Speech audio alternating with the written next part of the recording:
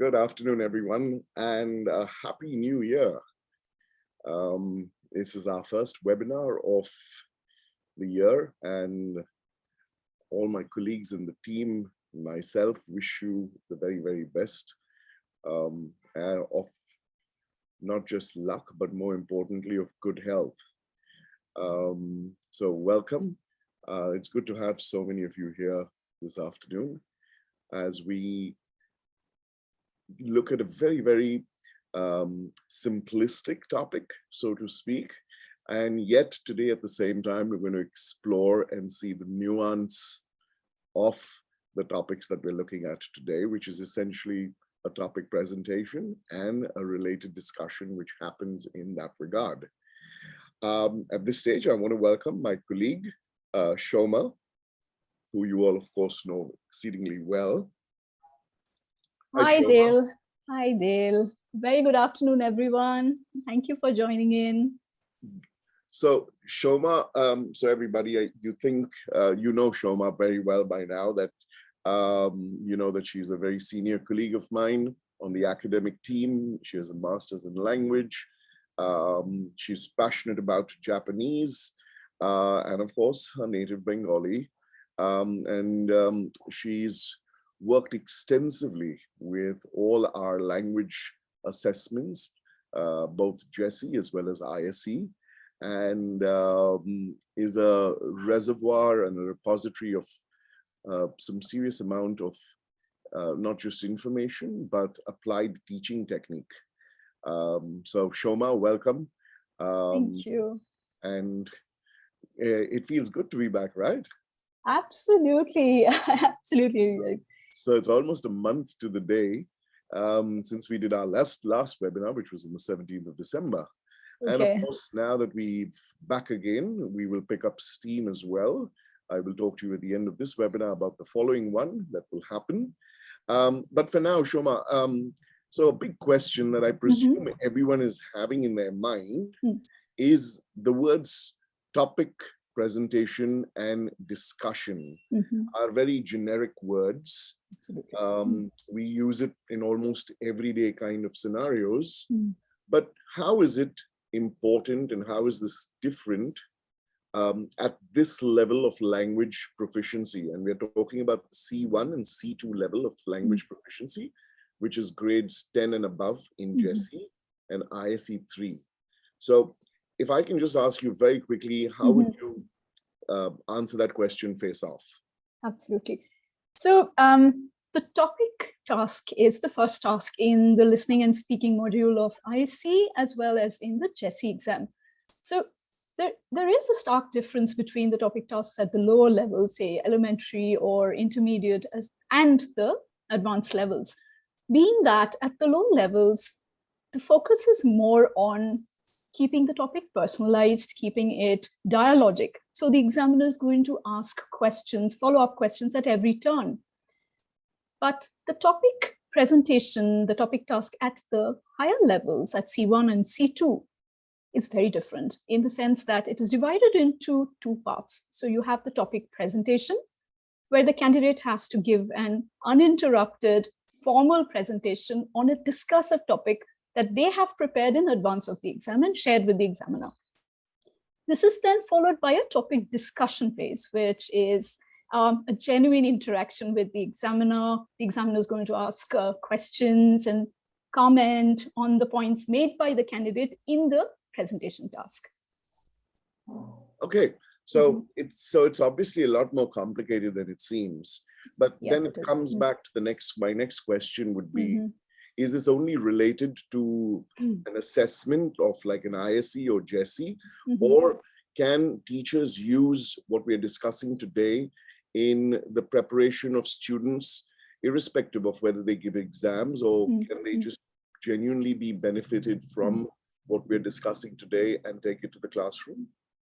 You know what, Dale, I get asked this question a lot. So the whole point, is, and you would agree with me, that giving an effective presentation is a very important transferable skill in today's day and age, right? Absolutely.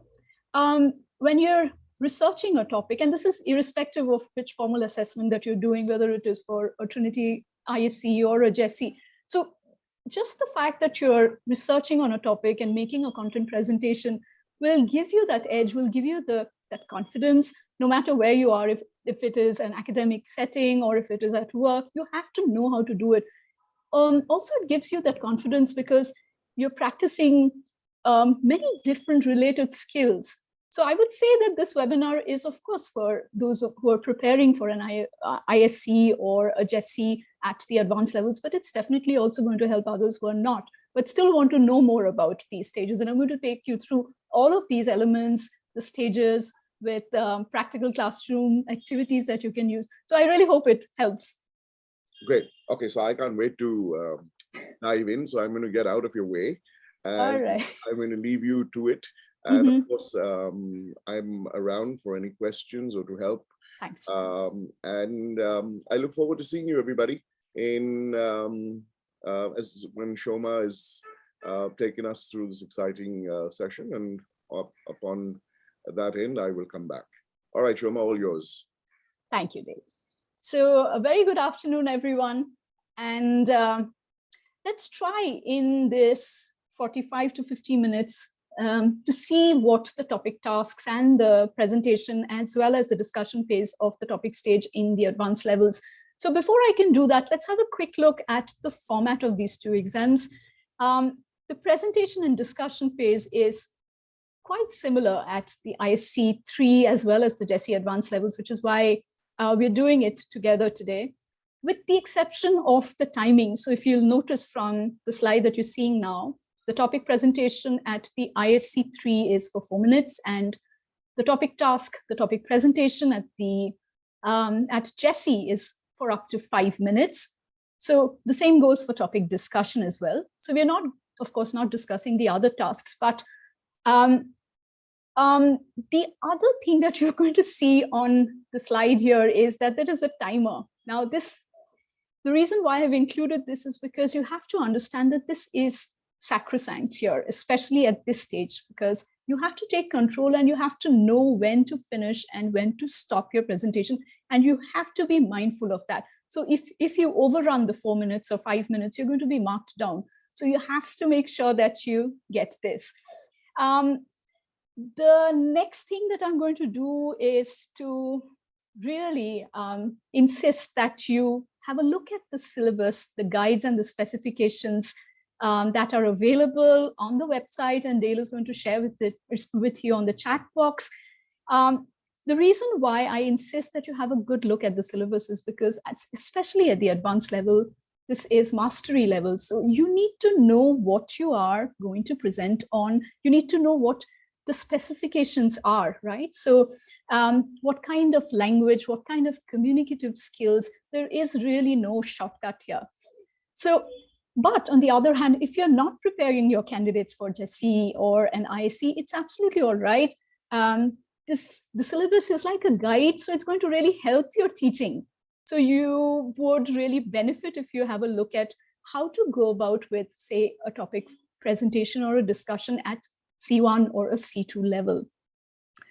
Now, what you're going to see are screenshots. No need to strain your eyes. I'm going to take you through slides which will go into all of this in detail. So what I mean to say when I say that go through the syllabus is not just to fixate on language requirements. Yes, it is very important. Language functions, your grammar, lexis, phonology at GESE is very important, but equally important are your communicative skills. So which means that you go to the page in the syllabus for GESE, which mentions grades 10, 11, 12. There's an introduction. There are introduction to the advanced levels, and you have something that looks like this. So you've got communicative skills on one page and language requirements on the other.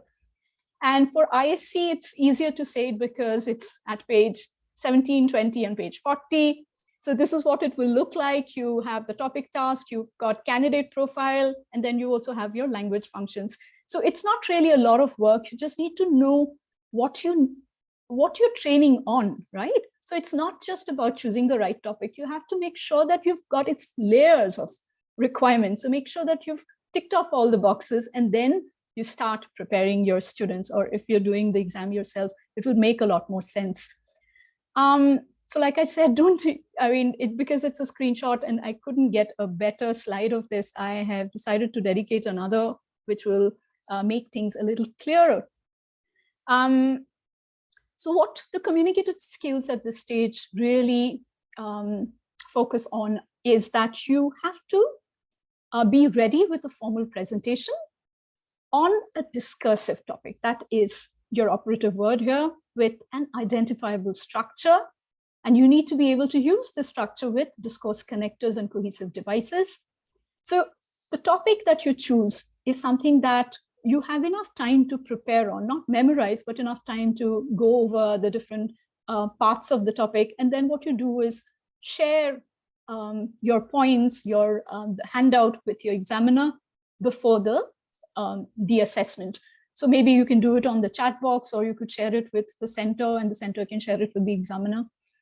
And then you do the presentation, but make sure that it has clear arguments on both sides, because it is a discursive topic. And you have to be able to give supporting reasons and examples, maybe anecdotal references, maybe some research findings. And then equally important is that you bring the presentation to a logical conclusion. Now, it's just like written discourse. You wouldn't dream of maybe writing an essay without a conclusion or an introduction. So the same goes for an oral presentation, especially if it's a formal presentation. You cannot bypass the summary and logical and the conclusion bit and asking questions. So these are all the equally important, if not more, with, say, alongside your language requirements. So make sure you've got this in order before you think you're prepared for a topic presentation stage. So let's see what we mean by, say, the topic that you're preparing or you want to prepare about. Is it something that you know a lot about? If yes, great. But is it something that interests you? That's equally important, right? And on this topic, I would also like to say that it has to be interesting to the person who is listening to you, right? So there's a way of making your topic interesting so that the person who is listening to it will not drift off, will not tune off. Second thing is, are you comfortable talking about it with the examiner, right? Because oftentimes it also happens that maybe you like the topic, but you're not very sure how to communicate with your audience. So make sure that you keep these things in mind as well and not be in a hurry to choose your topic. And the third thing, I think, in my opinion, this is very important, that you need to do a certain amount of research, especially at, when you're going for a topic at this stage, for the simple reason that this presentation is going to be followed by a discussion phase. So a discussion is where the examiner is going to ask you questions, and you need to know both sides of the topic. You need to not just be ready with your arguments, but also the rebuttal points. So it's not extensive research, but you should be able to at least justify why you say what you're saying. It's as simple as that. I bring up this element ever so often in writing, and I'm going to do that even in this regard, and that is understanding your audience. So it's not just about writing something beautifully. It's not just about you thinking that you've done a great job. You have to understand it from the perspective of the person who's reading it and the perspective of the person who's listening to what you're saying. Is it interesting for that person? So which means that you can't or should not keep your subject too technical. So what is too technical? Maybe what is too technical for you may not be too technical for me, and vice versa. But simply put, you have to make sure that if it is an esoteric topic, you give clear examples or you give a definition to it so that the other person understands where you're coming from. And the second thing, especially young students, what they think is that if the audience is the examiner from Trinity, they have extensive knowledge, which they do, but it's not possible. They're only human. It's not possible for them to know everything about everything. So your job is to make sure that you explain what you're talking about. The second thing is that do not ever assume that the examiner has prior knowledge, which I've just mentioned. So you need to make sure that you're explaining unfamiliar terms and vocabulary at every stage as you go along. very recently, I came across a topic about a candidate who wanted to speak about naturopathy, right? So it wasn't very discursive, but we took it to a point where she made it discursive. But naturopathy is not something that an examiner from Trinity would have much knowledge about. So it makes sense that you talk about it a little bit before you make it discursive. So it's entirely up to you how you do it. One thing that you could do is maybe talk to your friends, your colleagues, and get an honest opinion from them. If they think that the topic is making sense to them, if the topic is not too technical, I think it would be great for you. So we're just going to have a quick look at what a discursive topic is. I'm sure you all know about it. So a discursive topic is something that has clear arguments on both sides, right? And you don't have to be expressly neutral. You can take a stand, but it's more balanced compared to an, say, full-on argumentative topic. So I'm going to list out 5 topics here, and could you kindly put on the chat box the ones that you think are discursive, right? So we've got 5 here. You've got COVID vaccines. Are they worth it?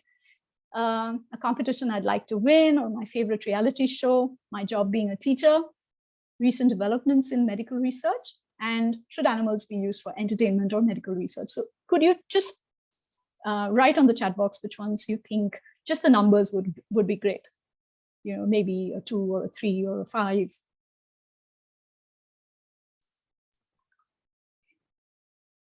So we're seeing 1 in 5, 1 in 3. A couple of options are coming in. Yeah, okay. All right. 1, 3. Tisha says I can make all of these discursive. Yes, that's true. That's true. Right. Right. 1 and 3. Yes, all can be. That's true. So, yes, you're right that any topic can be made discursive. It's the way you see it, right? So, suppose I talk about,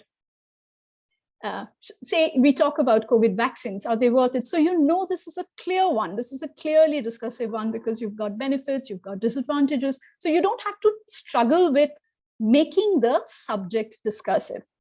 So on the other hand, if we talk about 2, for example, a competition I'd like to win, or my favorite show, it's descriptive. It's not discursive, right?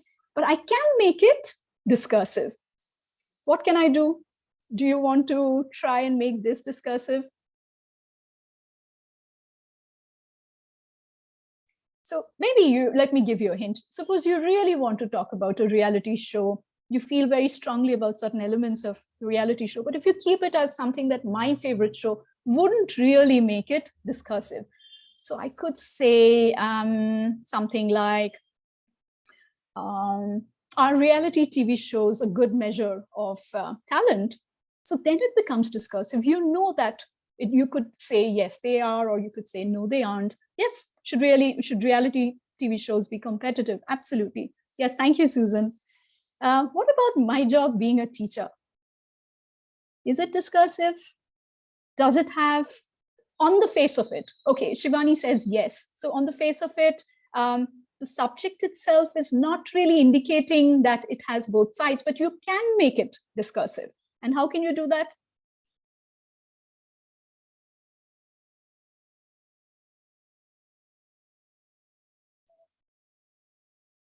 It's interactive. Yes, it's interactive. So I didn't quite get how, would you like to try and make it a discursive topic, play-based? Yes, I get what you're saying. Yes, perks of being a teacher. All right. Okay. So maybe, all right. Perks of being a teacher, much better. Or you could say, is teaching a job? Okay, yes, that's better. Our teacher's job. Yes, more like that. Our teaching job satisfying? Is it the most boring job in the world? Or yes, absolutely. Talking about the role of a teacher. Now you've got the hang of it. So instead of keeping it as just my job being a teacher, it will not give you the, yes, details I could be prejudice work against the growth of a child. Absolutely. So this would give you a chance to talk about both sides. You know, it's not always rosy. It's not always that teaching jobs, your job as a teacher is very meaningful. So then it becomes a discursive one. What about the fourth one, teaching earlier and now? Absolutely, yes, why not? Recent developments in medical research. Is this a descriptive topic or a discursive topic?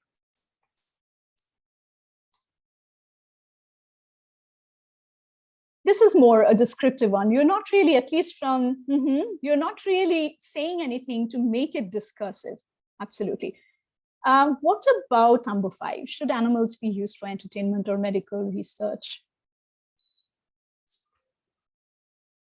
That's right. So number 5 is again a clear all and out. You have a discursive topic. And I'm going to use the last one as an example later on. Yes, thank you. Thank you. Absolutely. It does have a lot of potential. That's true. So the last one is what I'm going to use to show you how to make how to go about with the different elements in topic presentation and discussion. So there's also another thing that I want to address here. So are there good topics or bad topics? So once we know that we have to do a present on a discursive topic, the next thing that you have to understand as trainers, as somebody who's going to do the exam, is that there is really no such thing as a good or a bad topic. A topic is as good as the language that you use. A topic is as good as the communicative skills that you're using. So if you have a beautiful topic and very interesting topic that you feel excited about, but you fail to use the language of your level, then it is not a good topic. So this is the long and short of it. So what you see, for example, on the screen now are the language requirements of ISC 3, right? So it's at CEFR C1. You have to be able to incorporate language elements like developing and justifying an argument, speculation, staging, summarizing, hypothesizing. At GESE 11, this is just something that I've chosen. I couldn't, of course, take you through all the language functions. You can do it at your own pace, maybe when you have the syllabus with you, justifying, inference, expressing caution, etc. So when you're thinking of your topic, you should also think of how you can use this language. And this takes a little bit of time, not a lot, but you have to make sure that you're using this language. Only then will your topic be a good topic. So what you see here are examples of different language requirements that you have. And don't worry, the Trinity website, and I'm going to share the links very soon, Dale will also share it, will give you, maybe towards the end, Dale, if we could, there's no hurry. So the Trinity website is a repository of information. So you can look up, say, the language functions in the topic presentation stage at, say, an ISC or a GESE, and it will throw up all the language at the specific level that you're at, along with the examples. So what I would suggest, and this is just a suggestion, I know you're all very busy as teachers, but if you're really doing something at this stage, you can't spoon feed your students, right? So what you do is you could do a little bit of brainstorming with your candidates. So you could give them an example, say, okay, if you want to justify an argument, this is an example, say, as I say it, or I don't know about you, but I think, or in my opinion, or speaking from personal experience, and then let them come up with different language to, and then you add to the list that's already there. And then you could take a printout and share it with them. So you've got a nice, robust list of language, which they can then use to, when you're practicing with them, you could make sure that they're using that language. So it becomes a little bit of an exercise for them as well. Similarly, there's a lot more evaluating different standpoints. What are the different ways in you can challenge an argument or an opinion? So there is it's not just 4 or 5 different examples, right? You have many more. So add to that list and then share it with them. So how does the candidate know that the examiner is following the presentation? The one thing that you need to do, and this is a technicality, is that you provide work on your notes, right? So you provide brief notes, and by brief notes, I mean, it has to be really, really brief. So just about enough to have a look at, and then, you're not reading off of it, but you're looking at it and then maybe, using those points to talk about it, and that's absolutely fine. So what you need to do is you prepare a handout that you give to the examiner. You share with the examiner, you paste it on the chat box. And what should it be like? Could be a graphic organizer like you do with the lower grades, where you have, maybe, in the form of a mind map. Here, what you could do is just keep it in the form of bullet points, but no written scripts are allowed. So please understand that. And I'm sure you already know that the whole point of doing a presentation or at C1 or C2 is for you to be able to have that kind of confidence and mastery of language functions, and it should come with a lot of ease. So if you've already memorized something, it's going to impede that flow. And examiners are trained to identify rehearsed speech patterns. So please do not even think of doing this. What you could do, on the other hand, is you need tons and tons of practice. So what I mean by practice is that you can practice certain elements. So you practice the introduction and the conclusion, you practice the body and as separate units, and then see and time how much time you're dedicating on, say, an introduction and a conclusion.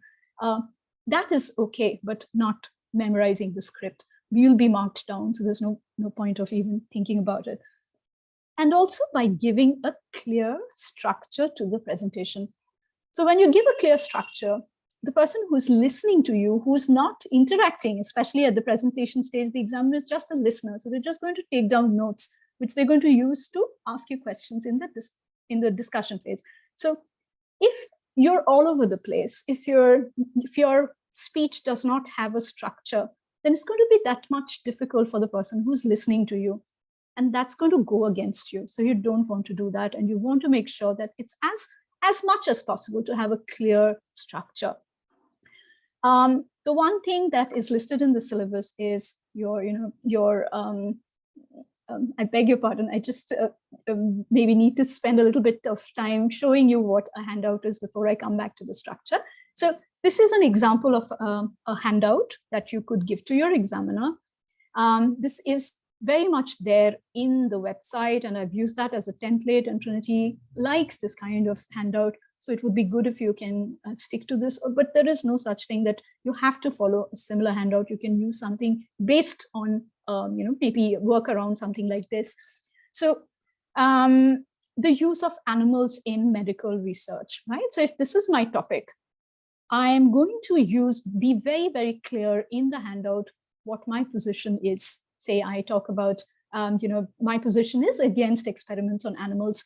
Now, at GESE, you could sit on the fence if you want, and you could even do that in ISC, but it would be good if you can take a standpoint, right? A particular, either a for or against. It would be good because that will also help you in using the language of that level. And then what you could do is you say your first argument against animal testing, you have your second argument, you have a counter argument. This, the third, fourth, and the fifth bullet points you can play around with, as in the positioning of it. You could start off with a counter argument, and then you talk about why you think animal testing is not an ethical, why you think you're against it. And then you give a recap and a conclusion. So this is just a sample handout, and I've populated it with my points, with my the reasons why I think it's justified or not. And I'm going to refer to this again, maybe in a couple of slides down. So just for you to understand one more time what you need to do, you need to give a formal presentation, discursive in nature, introduce, give clear arguments and supporting examples, logical conclusion, language requirements. So the one thing that will really help you, aside from giving the examiner a handout, is making sure that along the presentation, through the presentation, you're clear by using, you're clear in your discourse by using signposting language.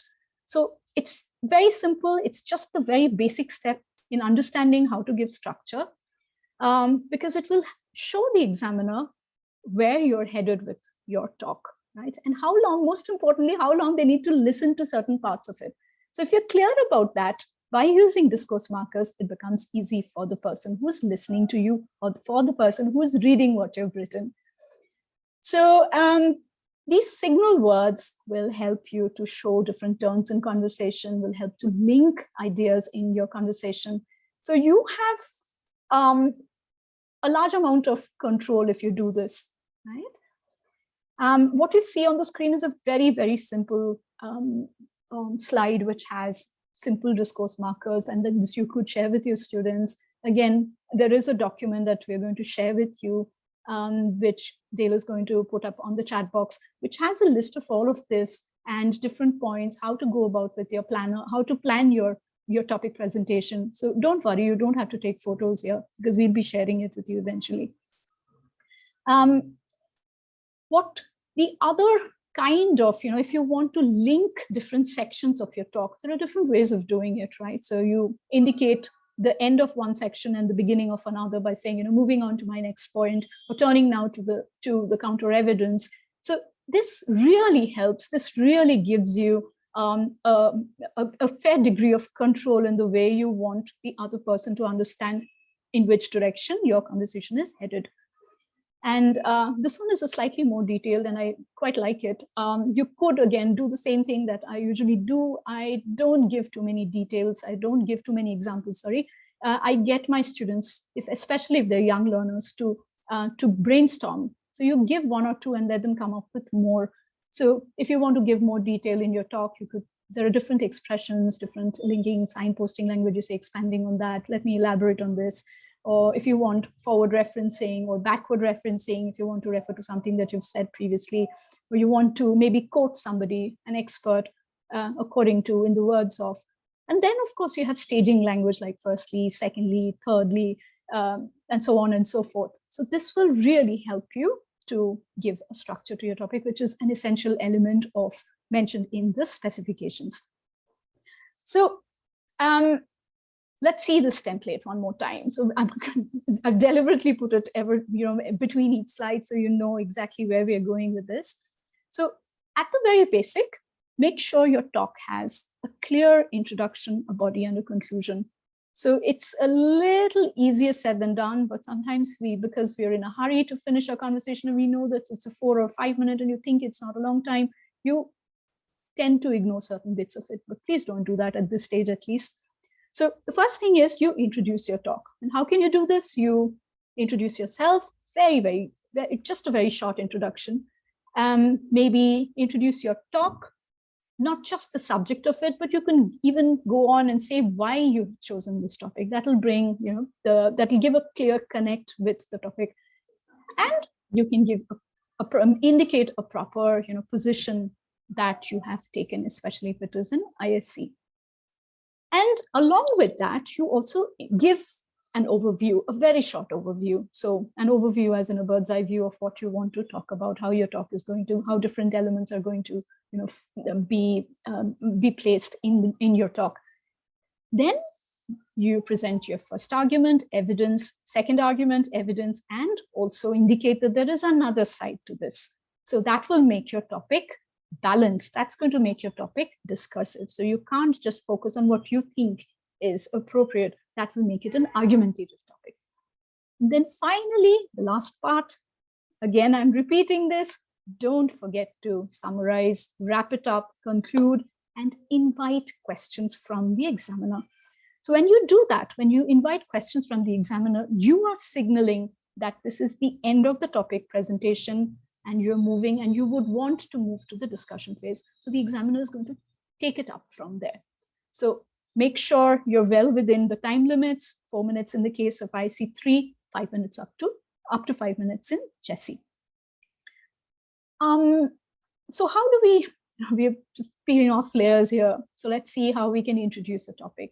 So I've mentioned this earlier as well. So give a working definition of the subject if you think it's esoteric, if you think that it's culture specific and it's not something that, it's not just another person from another country. You would want to share it with someone, right? So you give a brief working definition and you talk about why you've chosen the topic. And you also hear what you can see are different expressions of how to introduce a topic. So there are many different ways. Do brainstorming here and work in clusters. You dedicate some time in training your students how to introduce a topic. Right? So say maybe over the next 5 minutes, I'm going to talk about this, or I've chosen to speak about this particular topic because of whatever reasons you think is pertinent. And this is a sample of an overview. Now, you could either go for a detailed overview if you have the time, if you have a control on how much time you're going to dedicate to each part, then you can say that, I've divided my presentation in 2 parts. In the first part, this is what I'm going to talk about. In the second part, this is what I'm going to focus on. And finally, I would like to conclude by talking about this. So this becomes a very nice and detailed overview. And I think the examiner is going to love you for that. So if you can do that, very well, or you could do the second bit where you just very briefly, after your introduction, tell the examiner that I will explain my reasons for holding this particular belief. But first, I would like to acknowledge that there are strong arguments in favor of the topic or against the topic, whatever it be. Either is fine, as long as you give a structure that will help the other person to understand. So you've got your handout, make sure what you have in the handout is the order that you're talking in. So that's, again, I think that this is the 3rd time around that I'm sharing this. So in this case, I'm talking about use of animals in medical research. My point is against using it, against experiments on animals. And if you see that I've done my counter argument first. So let's see, what is the sample introduction here? So I've said that, please understand, this is not a script. This is just for you to understand what I'm trying to say, because if I just ramble on, you won't be able to get it. So in this presentation, I'm going to consider whether or not it's a good idea to use animals for medical research. And the reason why I have chosen this topic is maybe you say that, I'm an animal lover and I feel very strongly about this subject. And it's my personal belief that animals should or should not be used for research or testing. And then you say, you address the other side. You say, I'll explain my reasons for holding this belief. But first, I'd like to acknowledge that there are strong arguments in favor of animal testing. Now, it's not enough to just give an argument. Please remember, you have to substantiate it with some research finding or anecdotal references or examples. So if I say that there are strong arguments in favor of animal testing, what is the reason? The reason, the most common one, and which most people will say, is that let's look at the bigger picture. So if you have to save humankind, you have to maybe sacrifice a few animals here and there, right? And also because some animals may have similar DNA as ours. So that could be one of the reasons why they're using animals. Or it could also be, the legalities are not that severe. You're not going to get sued for killing a few animals. So that is your reason along with the argument. That will make it balanced. So please make sure that you've got this right. Then you address why you think it should not be used, animals should not be used. So then you say, that said, I think the disadvantages far outweigh the advantages. So then comes your first argument against. So you say, that the pain and the suffering is unethical and it's inhumane and it's really definitely not worth all the benefits that we talk about. Again, this in itself is not enough. So you have to give evidence for that. Whatever you do, even if you're writing, you have to give evidence for your claims, evidence for your arguments. Without that, your structure falls flat. Yeah. So in this case, I would say, that, millions of animals, they're subjected to painful experiments. It could be, you don't have to go into gory details, but you can say that, most of them are not even given basic pain relief. So that is what I want to say when I say that the pain and suffering is really not worth going all out and performing these experiments. And then you say that, it's not just physical pain, it's also the kind of the inhuman conditions of unnatural living conditions, etc., experienced by these poor animals who can't vocalize their pain. So that becomes your supporting example. Now you have to time it and see how much are you dedicating on this one argument. So after your introduction and your overview and addressing the other side and bringing in your argument, how much time do you still have? If you have enough, give another argument. Give an argument with an example. So factor in that as well. So in this case, if I speak if I speak the way I speak, and I speak quite fast sometimes, which is not a good thing, you could maybe bring in one more point and say that, there are other alternatives. It's about time that we stop with this time-bound traditions of using animals, because what is the point of technology if you can't use technology? So you could even give examples of countries that have gone ahead with not using animals. They've used, computer chips and in vitro methods. They've used robots. So that is your second argument. And then you're through. So one thing that you please have to remember is don't clutter your presentation with too many points, because first of all, you're not going to be able to do justice to all of it. You're going to run out of time, and that's a big no-no. And the second thing is you will anyway have enough time to discuss it with the examiner in the next stage. So why bring in all your points in the presentation stage? So now that we're through with whatever we've had to say, we've addressed both sides, and I've also indicated that I don't quite go with using animals not using animals for research. I have to be able to conclude my talk. Just like in written discourse, you're not going to conclude anything by bringing in new points here. So it shouldn't come as a surprise. You're not bringing in any new element here. You're just recapping your speech. You're summarizing your speech. And then and a summary can be as short as maybe a sentence or two, right? This is what I had mentioned earlier. And then you give a conclusion. And what is the conclusion? The conclusion stems out logically from the ideas that you've developed. So you could say, in closing, let me say this, or to sum up, or all things considered. And then you go ahead and invite the examiner to ask you questions. So how can we do this? There's a sample coming. So this is my summary. So you say that although humans often benefit, there's no denying that we benefit from the kind of research that we do on animals or using animals. The deaths of animals are not worth all the human benefits that we talk about. It's time to break with tradition, start thinking on the lines of scientific alternatives. Is this anything new that I've said? No, because I've already talked about it. So here I'm just giving a recap. And then I conclude by saying that for all the reasons that I've discussed, I think using animals for testing or research is a cruel practice and should be completely done away with. So I'm just playing around with my language, but essentially I'm not saying anything new.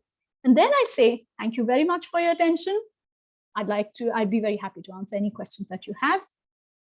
And that indicates or signals that I'm going straight on to the discussion phase. So you wait for the examiner to ask you questions, the first question at least. It's not as if, okay, ready for the discussion, you ask the question, you answer. You have to wait for the examiner to say, oh, thank you so much. Let's move on to the next phase, which is your discussion phase. So what happens in the topic discussion stage? So you have said whatever you had to say. There was no interaction with the examiner at this point, because the examiner was busy writing down notes. But there can be instances, and it has happened earlier, where the examiner maybe could ask you for a clarification, but that's in the rarest of rare cases. They usually ask for clarifications in the discussion phase. So you have already given the indication, and the examiner is then going to have a genuine discussion. What is the discussion phase? There's an exchange of ideas and opinions here. So please understand that there is absolutely no reason to get personal about this. It's their job to ask you questions. It's their job to not put you on the spot, but generally want to know why you've said what you've said in the presentation. So maybe they could challenge your ideas, or they could just even leave open-ended sentences. I would wonder why this is happening. So it's your chance to grab onto that and justify, or to maybe get the examiner to see or to understand why you've said what you've said. So please don't get all combative and don't get too excited. Nobody is going to judge you for the things that you're saying. It's a discursive topic. You're expected to have a different point of view, maybe with that compared to what the examiner has. And the last bit is, and this holds true for across all levels in GESE and ISE, these are English language exams, right? So the whole point is that at some point of time, the examiner will want to know your facility with the language, right? So, and how are they going to do it? It's only fair that they'll want to test you on what the kind of language that you use. But in an exam format, within the constraints of an exam setup, it's impossible to ask you, give me an example of a first conditional, give an example of this. So what they're going to do is the questions that they ask are going to be framed in such a manner that the language automatically comes into use. For example, if it is a lower level, say at grade 4 in GESE, if the examiner says, what did you have for breakfast, or what did you have for dinner last night? And I say, I had fish curry and rice, like the true Bengali that I am. It means that I have used the language that the examiner wanted me to use. What did you eat? I had, or I ate. That's a simple past. Or how often do you get to meet your friends these days after the pandemic? I rarely meet them with my friends. So I'm using a frequency adverb. Similarly, at the higher levels, what will the examiner do? Will give you enough and more chance and opportunity to use the language at your level. So the slide that you see now is where, there are different permutations and combinations of this. At this level, it's impossible to pigeonhole language, right? So, but you can say that, are you saying that basically this is what it is, or it sounds as if this is what you were saying. So if the examiner asks you a question using this kind of language, you can immediately use that either to challenge, or you could use it to soften your stance or contradict the examiner. No, this is not what I meant. What I was trying to say is this. Or you say, but you're sort of admitting to the fact. Surely, is this justified? So the examiner is not putting you on the spot. It's just giving you a chance to use language of contradiction, yes, or to develop your arguments better. So, which is why make sure that you understand what is expected from the language as well. I would strongly advise that you practice the language a lot. Don't take this for granted, because it's not going to be difficult, but if you can identify the language that's hidden in the examiner's question, half your job is done. So yes. These are again some more examples that I had shared earlier. The language requirements, take the examples and use it to your advantage. So what are we doing? One more time in the discussion phase. Please understand that you can't be a passive participant here. So yes, the first question is going to come from the examiner, and you have to be able to justify, defend, depending on what the question is asked. But you also have to take initiative to ask the examiner questions, and not just one or two and be happy with it. You can even, tag a question. Don't you think so? Or what would you think? Or how is it in your country? So it's a genuine way of getting the other person involved in the discussion. So you will have then satisfied all the requirements in the discussion phase as well. And yes, it's an unscripted discussion all through, of course, in Trinity, it's all unscripted. There is no way you can, of course, you would know that if you're talking about a discursive topic, or if this is a topic that you want to talk about, what are the possible rebuttal questions? What are the possible questions the other person would want to know?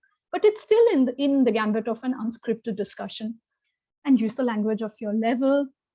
Be prepared to justify whatever you've said or whatever opinion that you've put forward, and even the ones that you haven't put forward.